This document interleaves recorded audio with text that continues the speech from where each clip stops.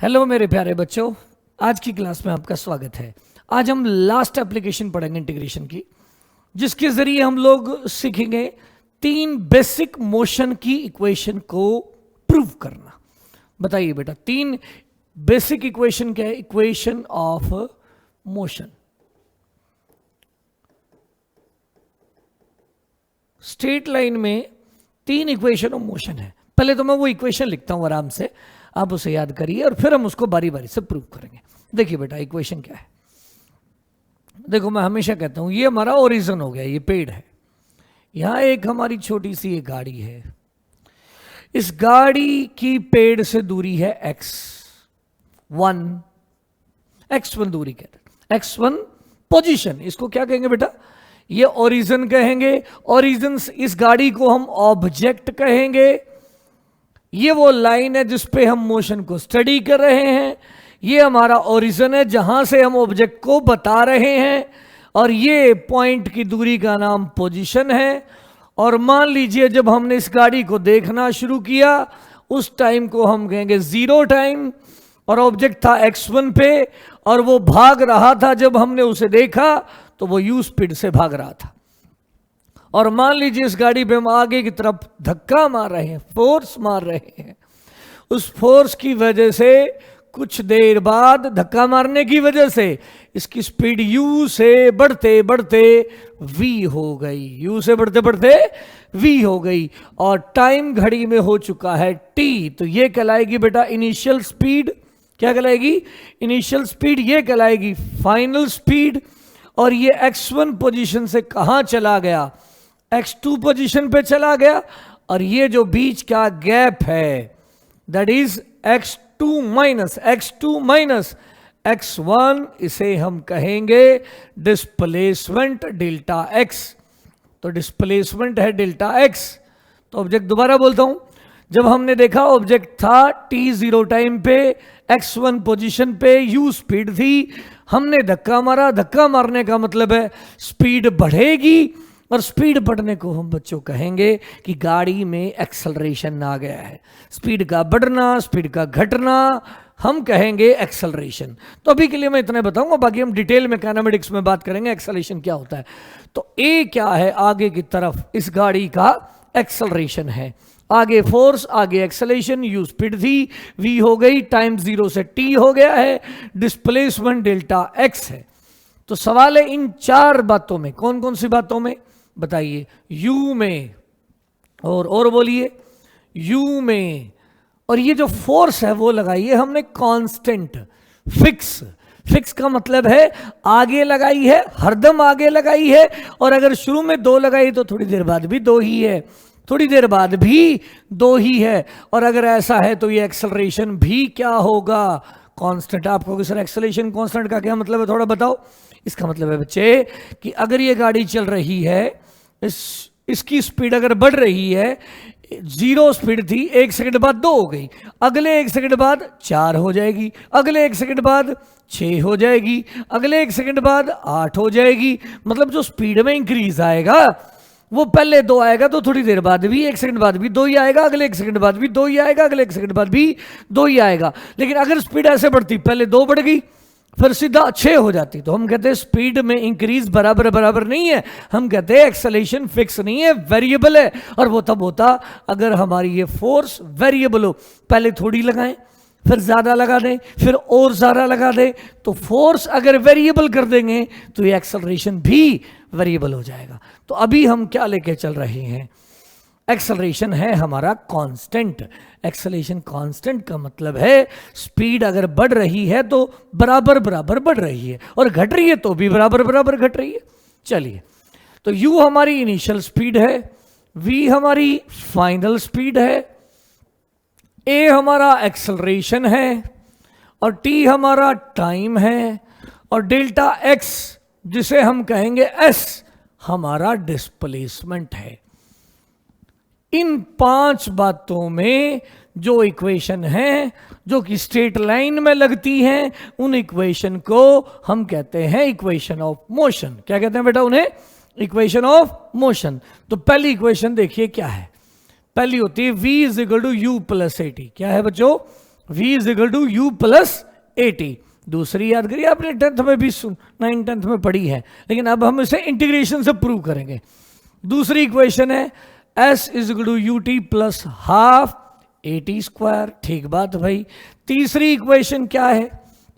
v square minus u square is equal to 2as। ये तीन equation है, basic equation ये तीन है। इन तीनों को हम बारी बारी से प्रूव करेंगे। तो पहले याद करिए, फर्स्ट इक्वेशन क्या है बच्चों? v is equal to u plus a t. दूसरी इक्वेशन क्या है? s is equal to U T plus half A t square. और तीसरी इक्वेशन है v square minus u square is equal to 2as। अब हम इनको बारी बारी से प्रूव करेंगे। चलिए शुरू करते हैं। पहली इक्वेशन, पहली इक्वेशन क्या है बच्चों? v इज इक्वल टू होता है u plus a T. Proof ये रहा। शुरू करते हैं। बताइए वेलोसिटी का एक्सेलरेशन का क्या रिलेशन होता है? हम जानते हैं a बराबर होता है dv बाई dt। अब हम नॉर्मल इंटीग्रेशन यूज करेंगे, कोई तकलीफ नहीं है। a बराबर होता है dv बाई dt। अब क्या करें? एक जैसे वेरिएबल एक साइड करो, तो dv इज इक्वल टू क्या हो जाएगा बच्चों? ये dv इधर रख लो, a dt इधर ले आओ, तो dv इज इक्वल टू हो गया a dt। ठीक है, दोनों साइड क्या कर दो? इंटीग्रेशन। dv का इंटीग्रेशन क्या होगा? v, और v की रखेंगे लिमिट्स। यहां a एक कांस्टेंट है। मैंने अभी भी बताया था कि a क्या है? कांस्टेंट है। और अगर a कांस्टेंट है तो उसे आप इंटीग्रेशन से बाहर ले आओ, तो a बाहर आ गया। तो इंटीग्रेशन बचा dt का। किसका बचा इंटीग्रेशन? dt का। और dt का इंटीग्रेशन हो जाएगा t, तो a इंटू टी। लेकिन यहां रखेंगे लिमिट्स। किसकी? टाइम की। अब देखते हैं, यहां रखनी है v की लिमिट, यहां a बाहर है, यहां रखनी है t की लिमिट। तो t शुरू में हमने माना है 0 और फाइनल टाइम को हम कहेंगे t।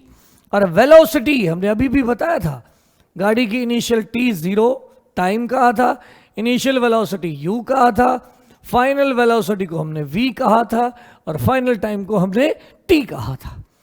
तो बताइए टाइम कहां से कहां बदल रहा है? 0 से t। वेलोसिटी कहां से कहां बदल रही है? u से v।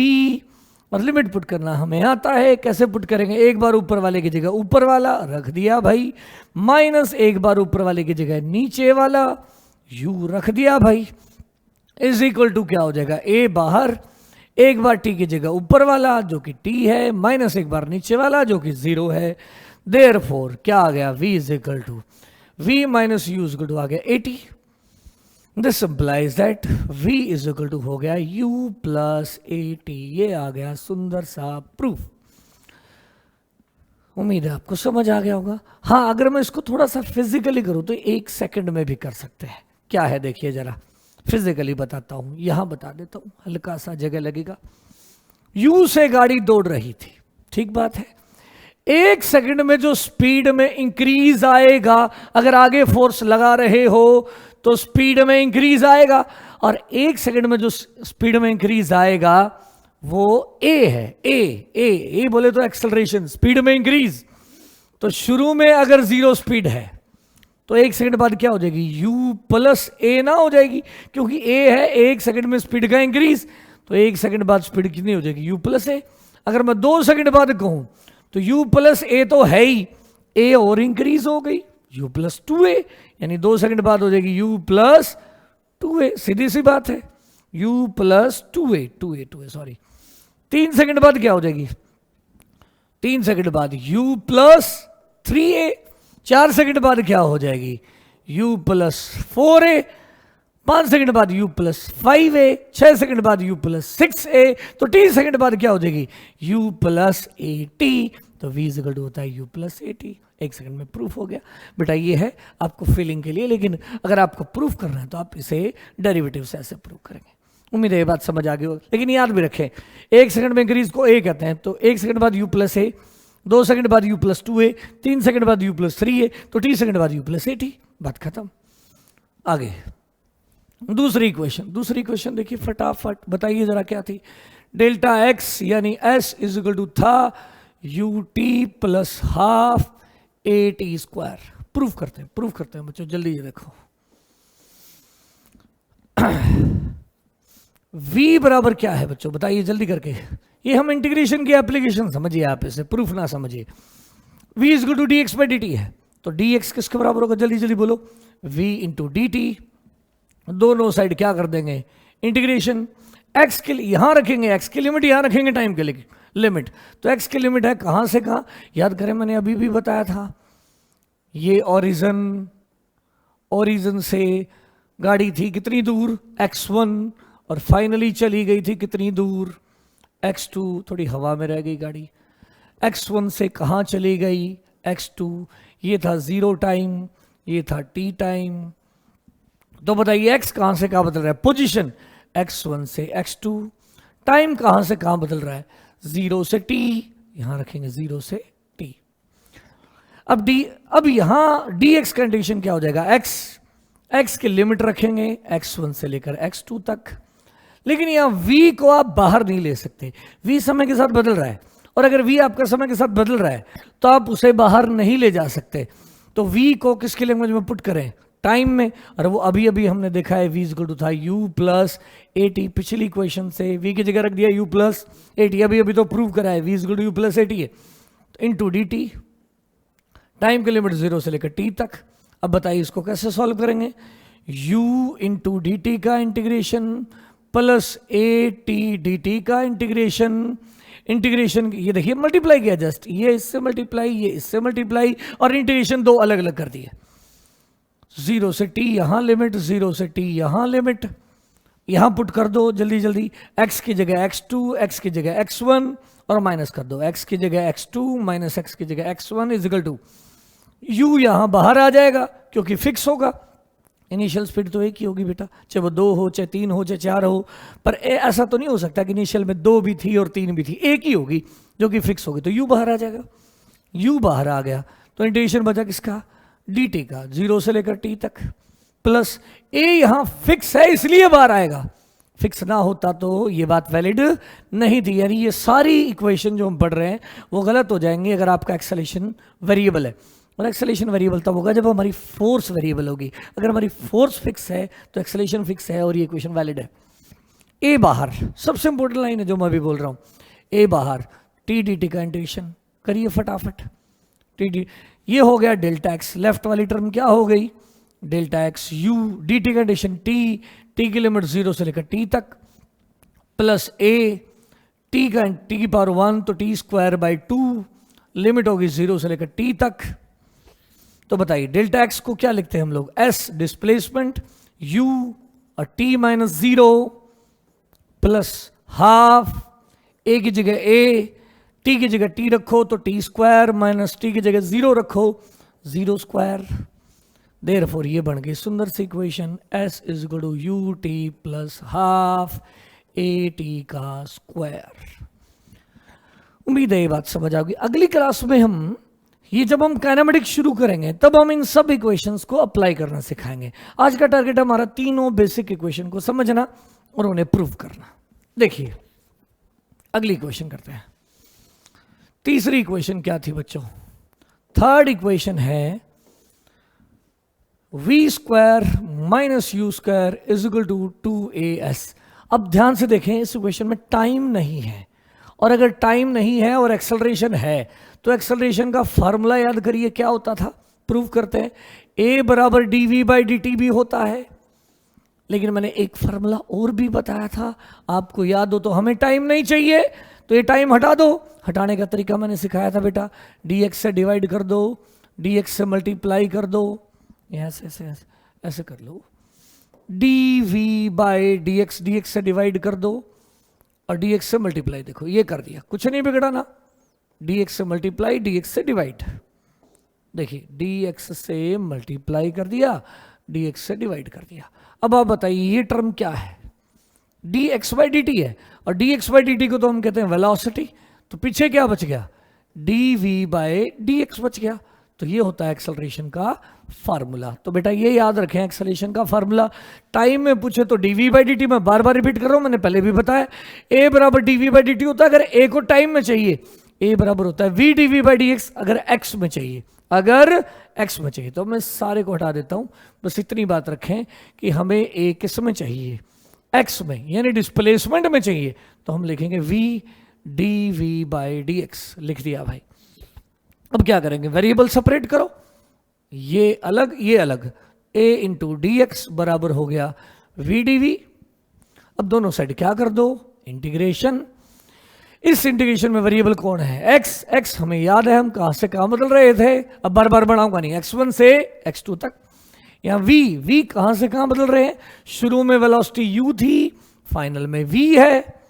a हमारा कांस्टेंट है, और अगर a हमारा कांस्टेंट है तो इंटीग्रेशन से बाहर आ जाएगा। अगर a वेरिएबल होता तो ये बाहर ना आता। तो ये तभी वैलिड है ये इक्वेशन जब तक a क्या है, मैं बार बार बोल रहा हूं, कांस्टेंट है। और a कांस्टेंट तब होगा जब हम फोर्स कांस्टेंट लगाएंगे।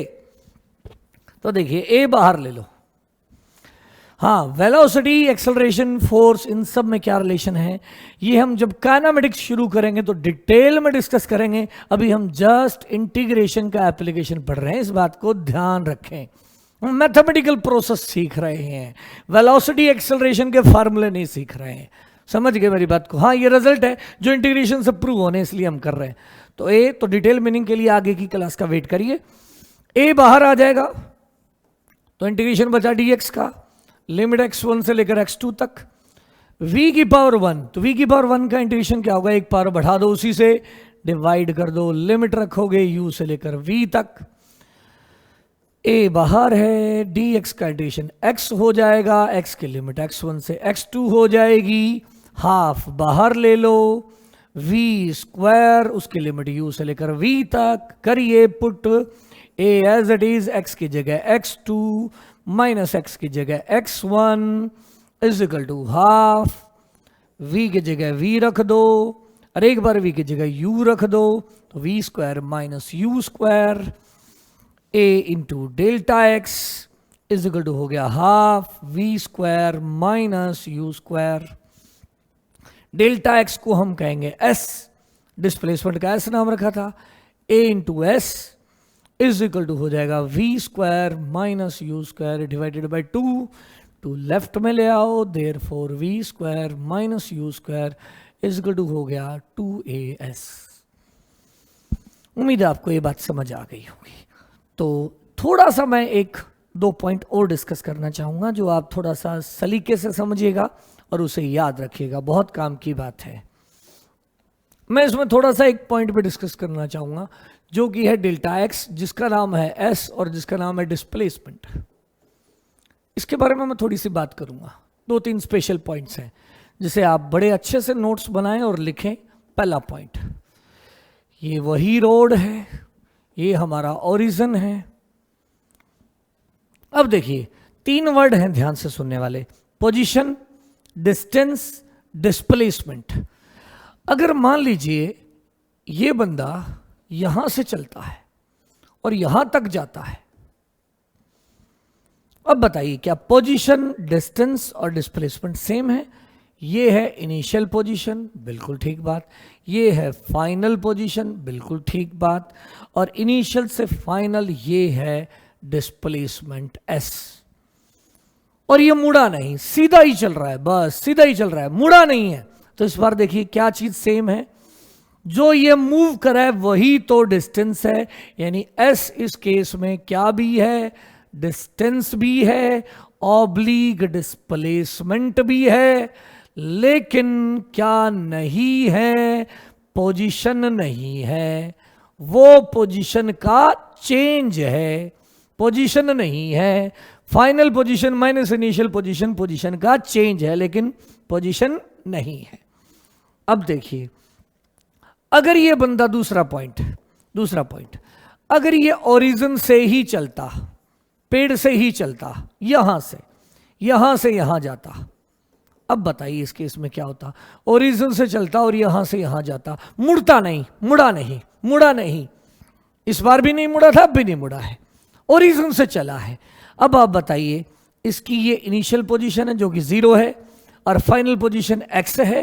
तो अब आप बताइए मुझे s जो कि डेल्टा x होता है, final x minus initial x, final x minus 0, यानी इस बार ये डिस्प्लेसमेंट भी है और ये पोजीशन भी है, यानी s बराबर x है बराबर डिस्टेंस है, यानी इस बार तीनों सेम हैं। अगर ऑब्जेक्ट ओरिजिन से चले और ना मुड़े सीधा जाए तो ये s डिस्प्लेसमेंट भी है और ये s डिस्टेंस भी है और ये s इस बार पोजीशन भी है। तीसरा इंपॉर्टेंट पॉइंट, अगर ये बंदा क्या करे, ओरिजिन से चले, ओरिजिन से चले, ये सारे केस आप आराम से मन में याद रखें बेटा, कोई ज्यादा लिखने की बात भी नहीं है। ओरिजिन से चले ये बंदा और यहां घूम के यहां आ जाए, आगे जाके यहां आ जाए। अब आप बताइए ये क्या है, इसकी फाइनल पोजीशन है जिसे मैं x कह देता हूं। तब आप बताइए डिस्प्लेसमेंट s क्या होता है। ये लोकेशन का नाम x है और इस लोकेशन का नाम 0 है। इनिशियली 0 पे था, फाइनली x पे है, तो final x minus initial x, यानी s भी वही है, पोजीशन भी वही है, लेकिन इस बार जो डिस्टेंस है वो ये रास्ते की लंबाई है। अगर ये 4 है और ये 1 है तो जो पोजीशन और डिस्प्लेसमेंट है वो तो 3 है, पोजीशन और डिस्प्लेसमेंट दोनों 3 है, लेकिन जो डिस्टेंस है वो 4 आगे 1 पीछे, टोटल मिला के डिस्टेंस हमारी 5 है। तो इस बार s और x तो बराबर है, लेकिन ये किसके बराबर नहीं है, डिस्टेंस के बराबर नहीं है। तो अगर ओरिजिन से चले, कहां से चले बेटा, ओरिजिन से चले, तो अगर स्टार्टिंग ओरिजिन से है और स्ट्रेट लाइन पे जा रहा है तो वही पोजीशन होगा, वही डिस्प्लेसमेंट होगा, लेकिन वो डिस्टेंस नहीं होगा। अगर वो मुड़ गया तो, अगर नहीं मुड़ा, ओरिजिन से चला और मुड़ा नहीं, तो डिस्टेंस भी वही, डिस्प्लेसमेंट भी वही, पोजीशन भी वही। उम्मीद है ये बात समझ आ गई होगी। अब अगर है लास्ट बात कि अगर ये कहां से ना चलता, नेक्स्ट बात, चौथा पॉइंट, अगर ये बंदा ओरिजिन से ना चलता, यानी अपने पेड़ से ना चलता, यहां से कहीं से चलता, ये हमारा t0 होता, यहां जाता और यहां आ जाता। अब आप बताइए ये इनिशियल होता उस हालात में, ये इनिशियल होता, ये फाइनल होता और ये हमारा डिस्प्लेसमेंट होता s। तो s बराबर डेल्टा x होता। तो यानी s क्या नहीं होता उस हाल में, s पोजीशन नहीं हो सकता। ठीक बात है, पोजीशन तो ओरिजिन से दूरी का नाम है, इस बार पोजीशन नहीं हो सकता, डिस्प्लेसमेंट पोजीशन का चेंज होगा, यानी ये x1 होगी, ये x2 होगी और x2 में से x1 घटाएंगे, ये डिस्प्लेसमेंट होगा। तो इस बार डिस्प्लेसमेंट पोजीशन नहीं होगा, पोजीशन का चेंज होगा। और डिस्टेंस, डिस्टेंस तो बिल्कुल ही अलग होगा। डिस्टेंस ये वाली लेंथ होगी, ये वाली लेंथ प्लस ये वाली लेंथ। मान लीजिए ये 4 है और ये 1 है, तो डिस्टेंस 5 होगी, 5 होगी, लेकिन वो कितनी नहीं होगी, डिस्प्लेसमेंट के बराबर नहीं होगी। उम्मीद है आपको ये बातें समझ आई होंगी। इन बातों का आगे चलकर हम इक्वेशन के जब क्वेश्चंस करेंगे उनमें बहुत ज़्यादा यूज करेंगे। उम्मीद है आज का लेक्चर आपको पसंद आया होगा। अगर पसंद आया तो लाइक करिए, शेयर करिए, सब्सक्राइब करिए और मन लगा के पढ़ते रहिए। Have a good day.